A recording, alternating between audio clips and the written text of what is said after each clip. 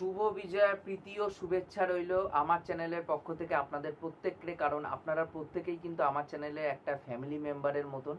এবং আশা করি আপনাদের এই পুজোটা খুব ভালো কেটেছে এবং আপনাদের পুজো কেমন কি কাটলো, কোথায় কোথায় ঘুরতে গেছেন, কি কি খেলেন, সেগুলো কিন্তু অবশ্যই কমেন্ট করে জানিয়ে যাবেন। আমি কিন্তু কমেন্ট করতে কিন্তু ইন্টারেস্টেড থাকবো। এবং এখন কথা বলবো হচ্ছে রঘু ডাকাত নিয়ে। তা দেখুন, আমি গতকাল রাত্রিবেলায় এই সিনেমাটা আমি দেখেছিলাম, নাইট শো ছিল এই সিনেমাটার।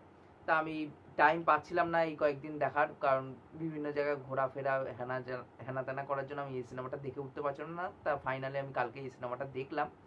তা কেমন কি লাগলো এই সিনেমাটা, আজকে আপনাদের সাথে সেটা নিয়ে আলোচনা করব। তা দেখুন, এই যে রঘু ডাকাতের মেইন যে গল্পটা, সেটা হচ্ছে যে বিভিন্ন যারা ইংরেজরা ছিল, ইংরেজরা বিভিন্ন ভূস্বামী বা জমিদার বা রাজাদের উপর একটা তাদের দায়িত্ব দেওয়া ছিল যে তোমরা যেই করে হোক দ্বিগুণ কর আদায় করো তাদের কাছ থেকে। এবং এই যে নীল চাষ করতেই হবে প্রত্যেককে বাধ্যতামূলক।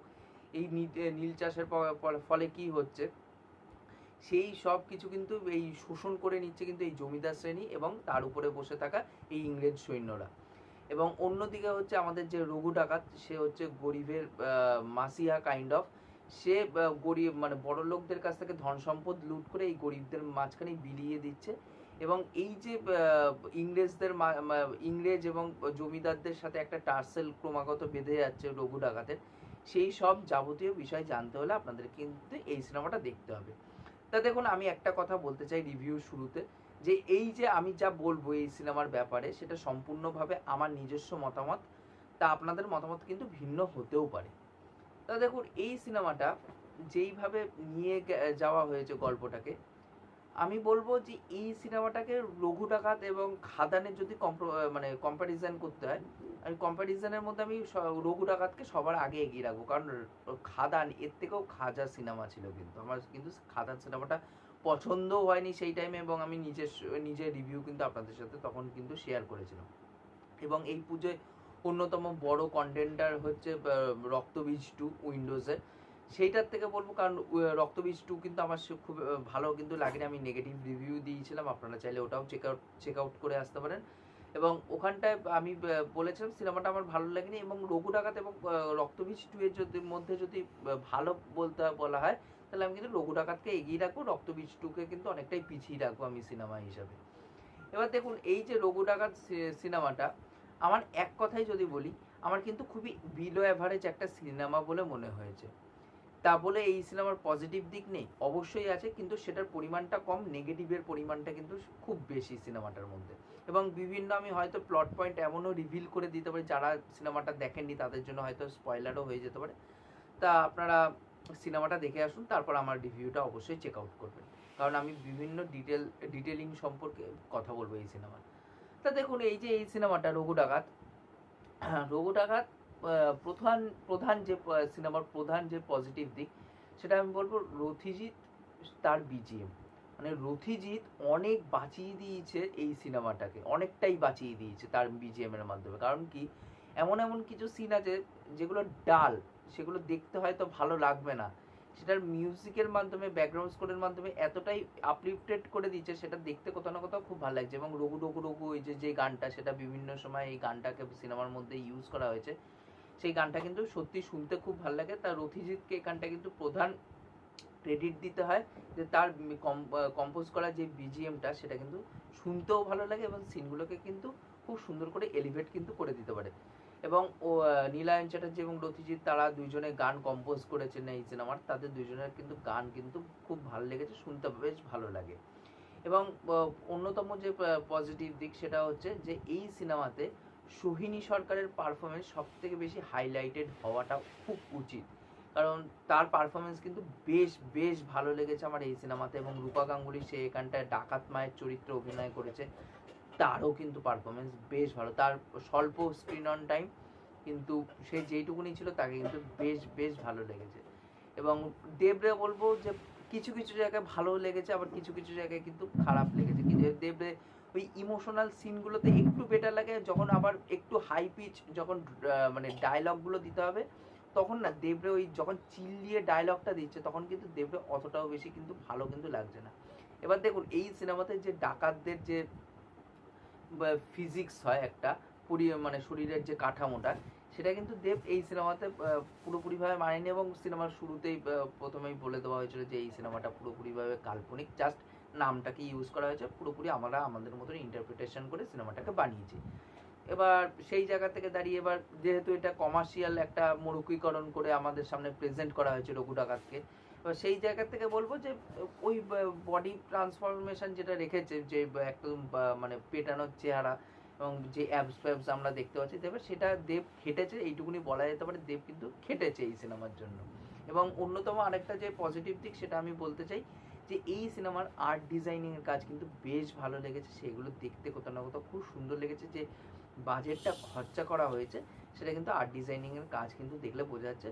প্রত্যেকটা মানে এরাটাকে যেভাবে আর্ট ডিজাইনিং এর মাধ্যমে ক্রিয়েট করা হয়েছে সেটা কিন্তু খুব সুন্দর, এবং বেশিরভাগ মানে রিয়েল লোকেশনে কিন্তু শ্যুট করা হয়েছে, এবং ঝাড়খণ্ডেই অনেকটা মানে সিনেমার অনেকটা অংশ কিন্তু ঝাড়খণ্ডেই কিন্তু শ্যুট কিন্তু করা হয়েছে। বিভিন্ন জঙ্গলে যেসব সিনগুলো আমরা দেখতে পাচ্ছি ওগুলো ঝাড়খণ্ডের জঙ্গলেই শ্যুট করা হয়েছে। তাই এই ছিল এই সিনেমার পজিটিভ দিক। এবার যদি নেগেটিভ দিকে আসি, নেগেটিভ দিক বলতে গেলে এই সিনেমার মধ্যে অনেকগুলো নেগেটিভ দিক আছে।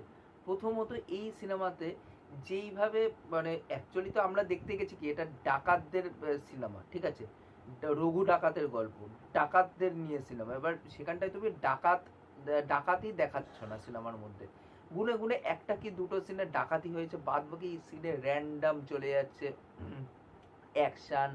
মানে কিছু কিছু জায়গায় মেকার্সরা চেষ্টা করেছে যে ইমোশনাল মানে ইমোশনসের মাধ্যমে অ্যাকশনটাকে জাস্টিফাইড করার, বাট কিছু কিছু অ্যাকশন যেরকম ইনলজিক ছিল, যেরকম একটা মানে বাজারের মধ্যে অ্যাকশন সিকোয়েন্স ডিজাইন করা হয়েছিল সেটা দেখতেও ভালো লাগেনি, বাট যে অ্যাকশন সিকোয়েন্সটা বাজারের মধ্যে আমরা দেখতে পেয়েছি সেটা অযথা বলে মনে হয়েছে, সেটা দেখতে ভালো লাগছে না কিন্তু। এবং অ্যাকশন কোরিওগ্রাফ কিন্তু এই সিনেমার মধ্যে একদম ভালো হয়নি। মানে 2025-এ দাঁড়িয়ে যে অ্যাকশন কোরিওগ্রাফি দেখতে পাবো, যে একটা ভালো অ্যাকশন কোরিওগ্রাফি হবে, সেটা কিন্তু এই সিনেমার মধ্যে দেখতে পাইনি। এর থেকে বলবো খাদানের থেকে ঝুল সিনেমা ছিল, বাট খাদানে রাধারানী গানে যেই অ্যাকশন সিকোয়েন্সটা ডিজাইন করা হয়েছিল সেটা কিন্তু ব্যাপক ছিল। সেই লেভেলের অ্যাকশন কিন্তু এই সিনেমার মধ্যে দেখতে কিন্তু পাইনি। এবং এখানটায় ইদিকা পাল প্রচণ্ড ইরিটেট করেছে আমাকে, মানে এত জঘন্য তার পারফরমেন্স, মানে ইদিকা পালের না জাস্ট পোষায়নি, মানে প্রচণ্ড ন্যাকা ন্যাকা লেগেছে। মানে খাদানে বলবো তার স্ক্রিন অন টাইম অনেকটা কম ছিল বলে অতটা টর্চার পোহাতে হয়নি, বাট এখানটা কিন্তু তার টর্চারটা কিন্তু নেওয়া যাচ্ছিল না, তার প্রচণ্ড ন্যাকা লেগেছে, সেরকমভাবে অভিনয় ডায়লগ ডেলিভারি হচ্ছে না, সে আমার মানে ইদিকা পালকে একদমই পোষায়নি কিন্তু। আরেকটা আমি যে মানে এর মধ্যে একটা পজিটিভ দিক অ্যাড করতে চাই, সেটা হচ্ছে যে একটা অ্যাকশন সিকোয়েন্স রেখেছে, যেটা হচ্ছে যে ওই সোহিনী সরকার এবং ইদিকা পাল ওরা দুইজন ফাইট করবে, ওই জায়গার ফাইটটা কিন্তু ভালো লেগেছে। মানে তারা দুইজন ফাইট করছে, সেগুলো দেখতে আমরা, কারণ বাংলা সিনেমাতে সচরাচর দেখতে পাই না মহিলাদের ফাইট করতে, বাট তারা যেহেতু ফাইটটা করছে এখানটায়, সেটা কিন্তু দেখতে বেশ কিন্তু ভালো লেগেছে। আরেকটা যে জায়গা আমার খুব ভালো লেগেছিল, দুটো জায়গা আমি বলতে, যেগুলো আমি বলতে ভুলে গেছি পজিটিভের মধ্যে, দেবের টাইটেল কার্ডটা কিন্তু ব্যাপক ছিল, এবং দেবের যে ইন্ট্রো সিকোয়েন্সটা ছিল মানে এন্ট্রি সিকোয়েন্সটা, সেটা কিন্তু দুর্দান্ত ছিল, সেটা দুর্দান্তভাবে কিন্তু ওয়ার্ক করে এই এন্ট্রি সিকোয়েন্সটা। এবং অ্যাট দ্য লাস্ট আরেকটা সিকোয়েন্স আমার খুব ভালো লেগেছিলো, যেটা হচ্ছে ওই মা কালীর ওখানটায় যখন দেব ওই ট্রেলারের মধ্যে টিজারের মধ্যে দেখানো হয়েছে খাড়া দিয়ে বুকের মধ্যে বাড়ি মারবে, ওই জায়গাটায় কিন্তু বেশ ভালো লেগেছে। তারপর কি আবার সিনটা পড়ে যায় ঠিকই, কিন্তু ওইটুকুনি টাইমের জন্য কিন্তু বেশ কিন্তু ভালো লেগেছে। এবং রথিজিৎ ওই জায়গাটা কিন্তু বিজিএম এর মাধ্যমে অনেকটা এলিভেট করে দিয়েছে, সেটা দেখতে আরো বেশি ভালো লাগছিল। এবার দেখুন এই যে এই সিনেমার মধ্যে ওম সাহানি আছে, তার ছোট্ট চরিত্র, এবং সে নিজের চরিত্রের জন্য মানে যে চরিত্রটা প্লে করেছে সেটার জন্য কিন্তু সে কিন্তু নিজের গলা কিন্তু ডাবিং কিন্তু করেনি, মানে নিজের ক্যারেক্টারের জন্য অন্য কেউ এসে তার ডাবিংটা কিন্তু করে দিয়েছে। এবার ওই জায়গায় যে টুইস্টটা এসে সেই টুইস্টটা ভালো, বাট ওই জায়গায় র্যাদার এরকম করা যেতে পারতো যে দেব ওখানটায় ফেসে গেছে এবং এখানটায় এসে ডাকাতমাদের মেরে দিল ওম সাহানি, এবং দেব ওখানটায় ফেসে গেছে, দেবের পুরো ওখানটা পুরো ট্র্যাপ করে দিয়েছে, এবং অনেকগুলো ইংরেজ সৈন্য মানে চলে এসছে, এবং চলে আসার পর তাদেরকে আটক করে জেলে ধরে নিয়ে যাচ্ছে, এবং এদিক দিয়ে তার পরিবারকেও মেরে দিচ্ছে, এবং তার মায়ের অন্তিম সৎকার পর্যন্ত সে করতে পারেনি। এই জায়গায় যদি ইমোশনটা নিয়ে যেতে পারতো না, আলাদা লেভেলেই চলে যেতে পারতো। এবং ওম সাহানি যখন ওই ওদের ডেরাতে গিয়ে, রঘু ডাকাতের ডেরাতে গিয়ে সবাইকে মারছে, কারণ রঘু ডাকাত ওই টাইমে ছিল না, ও অন্য একজনকে বাঁচাতে গেছে।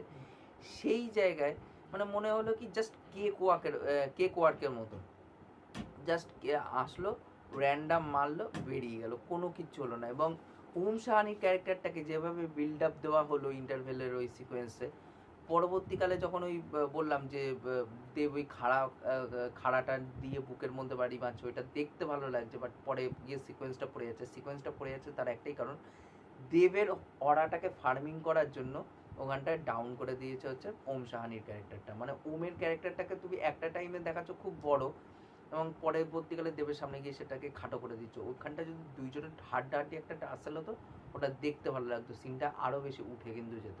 তাই এরকম কিছু ছোট ছোট কিন্তু সিনেমার মধ্যে প্রবলেম আছে। একটা জায়গা তো দেখতে পাচ্ছি যে ওই গান দিয়ে মারছে, দেব একজনকে বাঁচিয়ে নিয়ে ঘোড়ায় করে যাবে এবং একজন ইংরেজ মারবে ওকে গুলিটা করে, এবং পিছনে বসে থাকা লোকটার, এবং যত দূরে ওরা চলে গেছে ঘোড়া নিয়ে, তখনকার দিনে বন্দুকের রেঞ্জ অত বেশি ছিল না, এবং সেটা পুরোপুরি ইললজিক্যাল যে এত দূর থেকে টিপ করে ওকে গুলি করে মেরে দিল। অত দূরে বন্দুকের গুলি যেতই না, কারণ অতটা দূরত্ব অব্দি রেঞ্জ ছিল না কোনো গানের তখনকার টাইমে। এখনকার দিনে তো অনেক অ্যাডভান্স হয়ে গেছে। তাই এরকম কিছু কিছু ছোট ছোট কিন্তু প্রবলেম কিন্তু আছে সিনেমার মধ্যে। তার মধ্যে যে বললাম যে দেবের অরা ফার্মিংটা কিছু কিছু ভালো লাগছে, আবার কিছু কিছু ভালো লাগছে না। ফার্স্ট হাফটা বলবো যে ঠিকঠাক, ফার্স্ট হাফটা তবুও ডিসেন্ট, ওটা ওয়াচেবল ফার্স্ট হাফটা। সেকেন্ড হাফটা কিন্তু মারাত্মক পরিমাণে বোর করেছে। মানে আমি যখন ঘুম পাচ্ছে আমি ঘুমিয়ে পড়ছিলাম, এরকম অবস্থা হয়ে গেছিলাম, মানে এতটাই আমাকে বোর করেছে সেকেন্ড হাফটা খুবই বাজে ছিল।